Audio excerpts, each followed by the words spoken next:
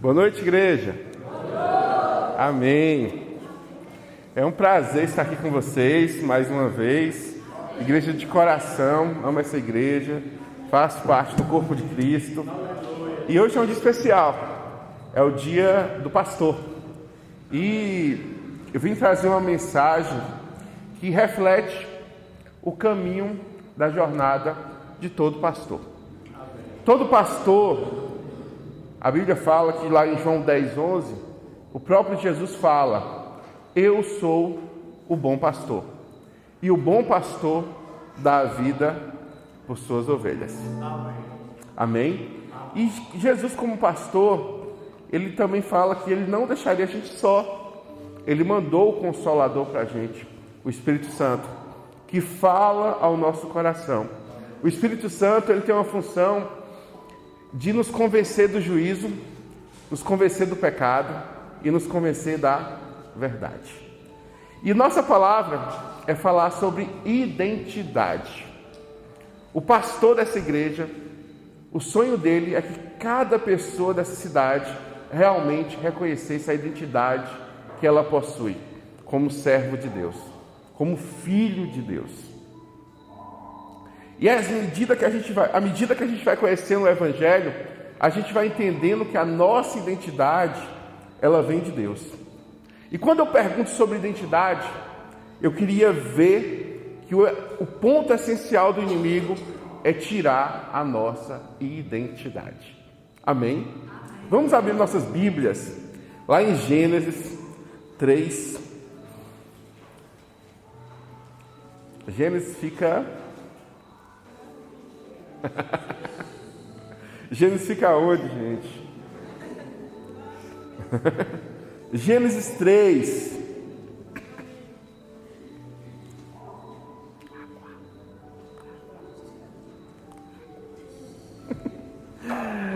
Amém? Quem quiser colocar de pé, quem quiser ficar sentado, pode ficar. Vamos ler Gênesis 3, de 1 a 5, que fala assim: ora, a serpente era o mais astuto de todos os animais selvagens que o Senhor Deus tinha feito. E ela perguntou à mulher: foi isto mesmo que Deus te disse? Não coma de nenhum fruto do jardim? Respondeu a mulher: podemos comer do fruto das árvores do jardim. Mas Deus disse: não coma do fruto da árvore que está no meio do jardim, nem toque nele. Do contrário, vocês morrerão. Disse a serpente à mulher: certamente não morrerão. Deus sabe que no dia que vocês comerem, seus olhos se abrirão e vocês, como Deus, serão conhecedores do bem e do mal. Amém? Amém. Aqui, podemos assentar. Aqui nessa visão clara, nós entendemos que o mal entrou na Bíblia através de um questionamento de identidade. Satanás quis questionar a identidade de Eva e a identidade de Adão. Ele quis questionar a palavra de Deus sobre quem Adão era e sobre quem Eva era. Em algumas tradições falam: se comerem, certamente serão como Deus. Satanás tentou entrar na mente de Eva e na mente de Adão e convenceu. No ponto que eles preferiram acreditar naquilo que Satanás falou que eles deveriam fazer e quem eles deveriam ser após fazer, e eles acreditaram. E a partir de então, todo o mal que existe na terra foi a partir disso.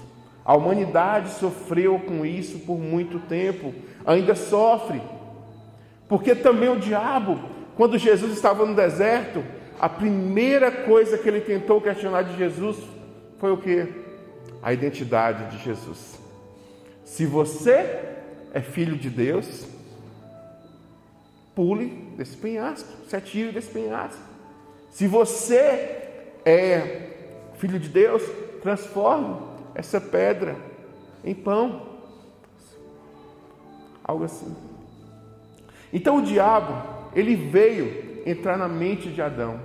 Por quê? Adão, ele deveria sempre se questionar o seguinte: eu sou aquilo que Deus falou que eu sou. Deus chegou para Adão e falou: você governará sobre toda a terra, sobre os animais, você terá acesso a tudo, mas você não deve comer da árvore do conhecimento do bem e do mal, porque quando comeres, você morrerá, você perderá a sua identidade, a sua comunhão comigo, você perderá o acesso que você tem ao jardim, você perderá todas as coisas que Deus tinha colocado para Adão. Mas só que Satanás veio e mudou e questionou a identidade. E na Bíblia a gente pode entender que Deus, ele quando ia trabalhar com a pessoa, ele mudava o nome da pessoa, ele mudava a identidade da pessoa, ele mudava a própria visão que a pessoa tinha. Na Bíblia tem uma pessoa que quando perguntaram quem ele era, ele falou: eu sou Jacó. Quando o pai perguntou para ele no leito de morte quem ele era, ele falou: eu sou Esaú. Mas quando Deus conversou com ele e perguntou quem ele era, Deus falou: você é Israel. Você não é Esaú, você não é Jacó, que significa enganador, você é Israel, porque lutaste com Deus e prevaleceste. E não só isso, quando a identidade é mudada, Israel deixou de ser somente o nome atribuído a uma pessoa e tornou-se o nome atribuído a uma nação.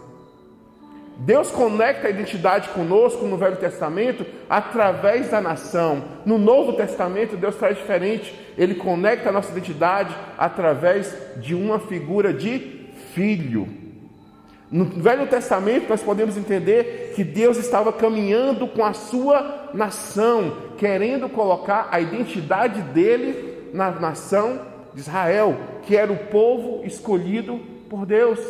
E nessa nação, Deus conduzia o povo. Se a gente pegar a Bíblia, Deus está falando constantemente com Israel, com a nação, com aquela identidade que ele colocou para o povo de Israel. E dentro da condução da identidade daquele povo, tinha uma cultura a se seguir, tinha uma lei a se seguir, tinha uma separação para que aquela identidade fosse preservada e mostrada. No Novo Testamento, nós temos o poder da graça e o direito imerecido da graça de ter a nossa identidade individual sendo transformada e mudada por Jesus. Deus deixou de falar como nação e começou a falar como filho. Nós podemos falar da nossa identidade como filho através da graça. Se a gente pegar as cartas de Paulo, ele fala diretamente a uma pessoa. Se eu for ler a carta de Paulo, ela está falando comigo. Se você ler, ela está falando com você. Quando nós lemos o Velho Testamento, Deus está falando com a nação de Israel, com um povo. E essas duas formas é interessante nós entendermos que nós não somente deixamos de ter uma identidade como nação, como geral, mas temos uma identidade exclusiva em Deus. Deus deixou o sacerdócio santo em nós. O Espírito Santo, ele habitava, ele pairava sobre as águas da criação do mundo. E esse Espírito Santo hoje, ele não habita somente na nação, ele habita dentro de cada pessoa que aceita Jesus. O próprio Jesus: eu vou habitar em você, porque só eu sou filho e vou dar o direito de você também ser filho de Deus. Quando a gente entende a nossa identidade, a gente consegue caminhar. Nós caminhamos da identidade para o propósito. Lá em Provérbios nós temos uma fala: sem profecia o povo perece. E eu fiquei pensando nesse texto, o que é profecia? A profecia é um direcionamento do futuro que há de vir. Uma promessa de Deus, uma expectativa de Deus com relação ao futuro, onde Deus tinha uma fala que o povo acreditava que ia acontecer, o povo se posicionava e a profecia acontecia. O homem, quando tem o propósito dele em Deus, ele sabe que algo vai acontecer. Ele sabe que algo vai acontecer. Nós temos na Bíblia o caminhar da criação do mundo, da queda, da parte do pecado onde o mundo estava totalmente perdido, onde Jesus veio, habitou entre nós, nos restaurou e deixou uma promessa, uma profecia. O livro de Apocalipse, ele é profético. O livro de Apocalipse tem coisas lindas que vão acontecer. No livro de Apocalipse, Deus começa a falar conosco: vocês são meu povo, vocês são a minha igreja, vocês são minha noiva. A identidade passou a ser mostrada. Vocês estão separados para que um dia eu possa vir e estar com vocês. Da mesma forma que sem profecia o povo perece, o cristão, o filho de Deus, sem esperança de encontrar com o Pai, sem esperança de encontrar com o noivo, ele vai perecer. Porque a esperança em Deus é aquilo que nos faz alegre, é aquilo que nos faz viver. E quando a identidade é mudada, nós podemos ver que Abraão teve seu nome mudado, Sara teve seu nome. Vocês acordaram? Sara teve o nome mudado, e também teve pessoas que teve o nome mudado, mas não foi um nome bom. Daniel, quando foi levado para onde? Para o Egito? Não, para a Babilônia. Daniel, quando foi levado para a Babilônia, a primeira coisa que tentaram tirar de Daniel foi o nome. A primeira coisa que eles mudaram em Daniel foi o nome, porque a nossa identidade, ela está baseada no nosso ambiente, ela está baseada na nossa fé, ela está baseada no nosso comportamento e ela também está baseada em nosso nome. Grande Deus. Quando colocaram o nome para Daniel, que era um nome que exaltava outro Deus, eles tentaram mudar o quê? Eu quero mudar a identidade daquele jovem de 15 anos. Mas Daniel tinha a sua identidade firmada em Deus. Ele permaneceu nos princípios de Deus, ele continuou com Deus e a identidade dele foi tão preservada que nós, quando falamos de Sadraque, Mesaque e Abednego, nós não falamos de Beltesazar, nós falamos de Daniel, porque a identidade dele foi preservada. Mas Glauber, onde que existe a minha identidade? Pergunta para mim, Glauber. Mais forte, Glauber. Onde que existe a minha identidade? Onde existe a minha identidade? Vou responder para vocês. Na cruz. A nossa carteira de identidade está na cruz. A cruz muda a nossa vida, assim como uma pessoa que casa, que muda o nome, que passa a se chamar um nome e acrescenta o outro nome. Todos nós poderíamos ser chamados de Glauber, perdido, condenado ao pecado. A partir da cruz, Glauber, adotado por Deus, feito filho, salvo pela graça. Na sua vida também você pode colocar esse sobrenome, porque eu tenho autoridade com Cristo Jesus de ser chamado filho de Deus. E a cruz, ela precisa ser o nosso referencial de identidade. Porque Jesus fala o quê? Tome cada um de vocês a sua cruz e leve. Aí você fala, Glauber, é sofrimento? Não, é redenção. Porque o próprio Jesus, lá em Hebreus 2, fala, Jesus, pela alegria que lhe fora proposta, ele suportou a cruz. Quando nós acreditamos que a nossa identidade está em Cristo, que a cruz é o nosso referencial de vida, ela começa a nos dizer. E o que a cruz nos fala? Quando eu não me sinto amado, a cruz me fala que alguém morreu nela por mim. E não foi alguém qualquer, foi o próprio Deus que morreu nela por mim. Quando eu me sinto rejeitado, a cruz me disse que eu fui adotado pelo sangue de Cristo. Quando a ansiedade vem e bate a minha porta, a cruz através de Jesus fala comigo: entrega a mim todas as suas ansiedades, porque eu tenho cuidado de você. Quando a cruz fala que o amanhã vai ser tenebroso, quando o mundo fala que o amanhã vai ser tenebroso, a cruz me disse: eu sou o Senhor do amanhã. Eu conheço o universo como a palma das minhas mãos. Quando o passado vem me condenar pelos meus pecados, pelos seus pecados, a cruz me diz: nenhuma condenação há em Cristo Jesus.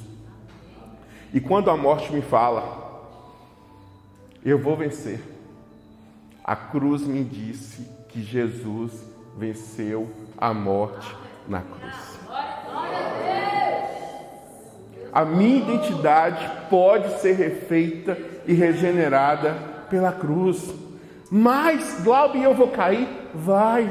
Nós não somos pecadores, nós não somos santos, nós somos pecadores. Mas eu devo permanecer em Cristo, eu devo permanecer em Jesus, porque Deus, Ele sabe que a gente vai falhar, mas Ele não abriu mão da gente. Deus sabe que a gente ia chegar no chão em algum momento da vida, mas Ele não abriu mão da gente. Deus sabe de todas as coisas, inclusive que nós podemos reconstruir, que nós podemos sonhar e que todas as coisas podem ser feitas novas. Amém. Interessante que me render totalmente à cruz, me render totalmente a Jesus, não é me prostrar ao mundo, é simplesmente me prostrar à vontade de Deus. É muito simples se prostrar à cruz. Não é simplesmente aceitar o que o mundo está falando, e sim aceitar aquilo que Jesus está falando. E o que Jesus fala? Ele fala que nós podemos todas as coisas naquele que nos fortalece. Ele fala que todas as coisas estão novas. Ele fala: vinde a mim todos os cansados, que eu vou dar descanso. A cruz faz forte qualquer pessoa fraca. A cruz faz santo qualquer pecador. Não é o tamanho do seu pecado que define o tamanho da graça, mas a graça consegue definir o tamanho da santidade que nós podemos viver em Deus. A graça pode definir tudo aquilo que nós podemos viver em Deus. Por quê? Nós somos novas criaturas em Cristo. Nós somos regenerados pela graça. Nós temos a identidade de filho de Deus. E nós podemos ir lá em Romanos 8 e falar: que diremos, pois, essas coisas? Se Deus é por nós, quem será contra nós?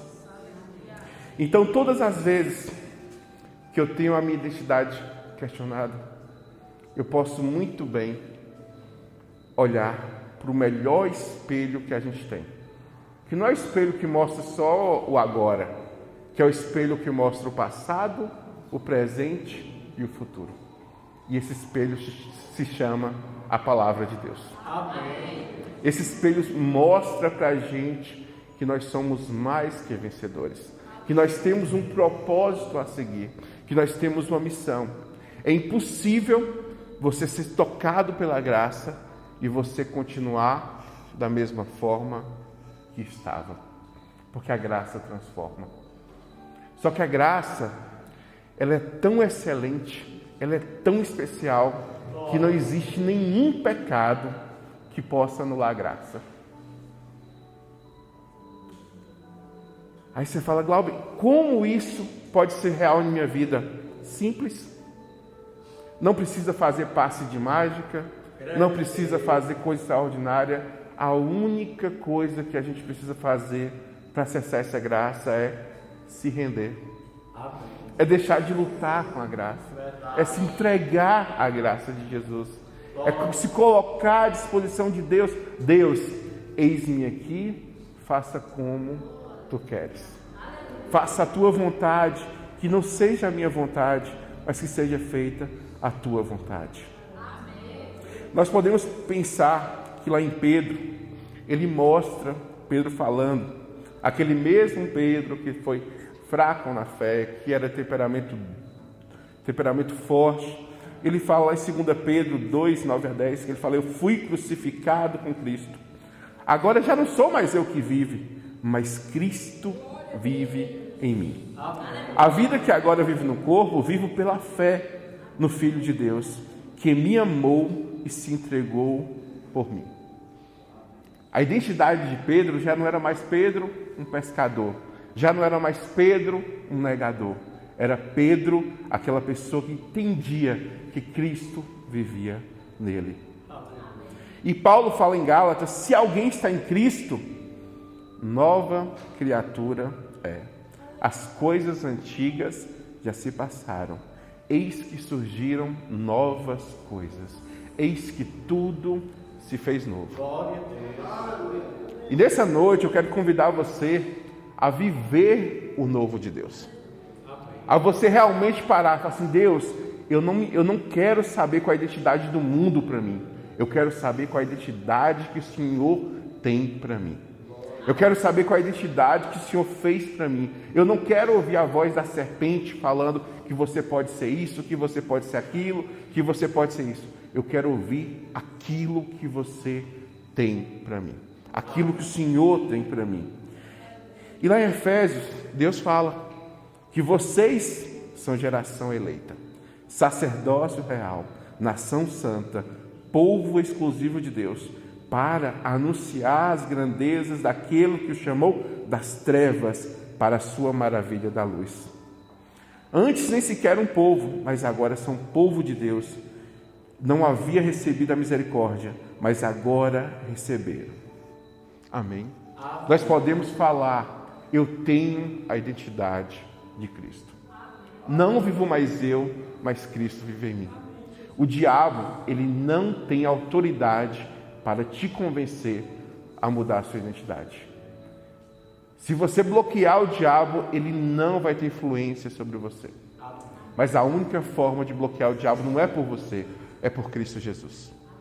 Nós precisamos lutar todos os dias contra as obras da carne, contra o pecado, e reconhecendo que o Senhor Jesus Cristo é o nosso Salvador.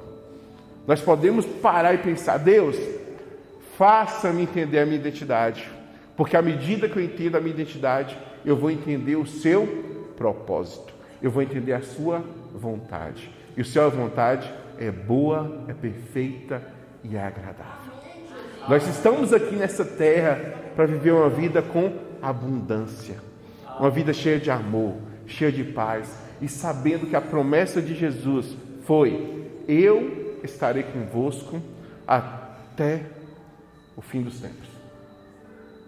O fim dos tempos vai ser quando o mundo acabar, mas a minha vida vai acabar, a sua vida vai acabar. Nós estamos em um contador regressivo até o dia que Deus vai nos chamar para estar com Ele.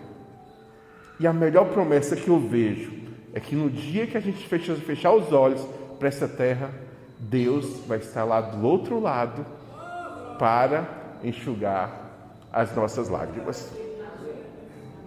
Aí você fala: Glauber, eu estou passando por luta, eu estou chorando. A lágrima vai estar lá para enxugar. A única promessa que Deus falou que a gente poderia levar lá para o céu não foi nossas dívidas, nossas conquistas, nossas dores, foram as nossas lágrimas. Porque as nossas lágrimas são importantes para Ele. O nosso sofrimento é importante para Ele. Porque nós temos a identidade dEle em nós.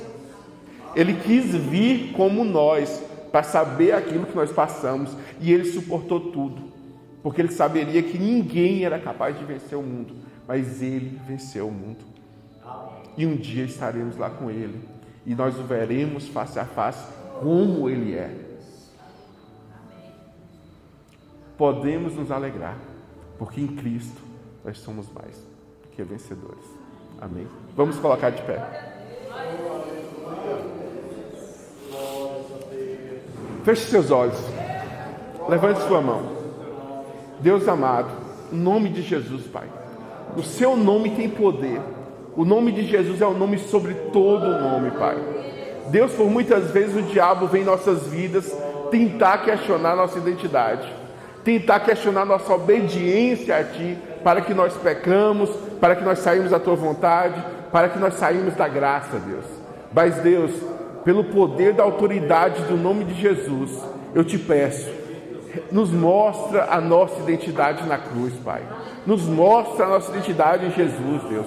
Nos mostra a nossa identidade no Evangelho. Nos mostra a nossa identidade na graça, Deus. Nos mostra a nossa identidade em amor, Deus. Que possamos sempre andar com a nossa identidade firme em Jesus. Possamos sempre crer em Deus. Possamos ter a força do Espírito Santo em nós. E possamos saber que nós somos mais que vencedores em Cristo Jesus. Deus amado, nos ensine a convencer pessoas a conhecer a identidade delas em Jesus. Nos ensine, Deus, a conhecer o nosso propósito.